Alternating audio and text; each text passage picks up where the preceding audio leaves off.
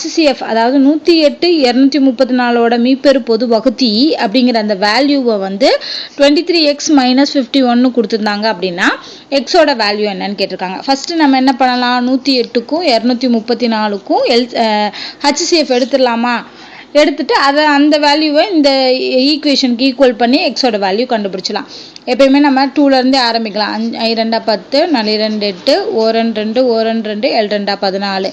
அடுத்து இது வந்து 9ஆல் வகுப்படும். நீங்கள் 3ஆல் கூட போடலாம்.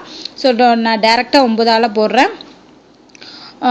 9 6 54 6 வரும். அடுத்து வந்து என்ன பண்ணலாம், 9ஆல் போடும்போது 1 9 9 மிச்சம் 20 9 27. ஸோ அவ்வளோதான். 6 13 எடுக்க முடியாது. இங்கே என்ன கேட்டிருக்காங்க, HCF கேட்டிருக்காங்கிறதுனால நம்ம டேரெக்டாக என்ன பண்ணிடலாம், 9 × 2 18 அப்படிங்கிறத கண்டுபிடிச்சிடும். இப்போ இந்த 18 எதுக்கு ஈக்குவலாக இருக்குது, 23x - 51க்கு ஈக்குவலாக இருக்குது. அப்போ இதை ஈக்குவல் பண்ணும்போது 18 இங்கிட்ட இருக்க -51 இங்கே வரும்போது +51 ஆயிரும், 23x கிடைக்கும். ஸோ இதை ஆட் பண்ணுங்க, 69 = 23x. இப்போ எக்ஸ் மட்டும் வேணும்னா என்ன பண்ணலாம், 69 / 23 போட்டோம்னா 1 23 23 3 23 69. ஸோ ஆன்சர் இதுக்கு 3.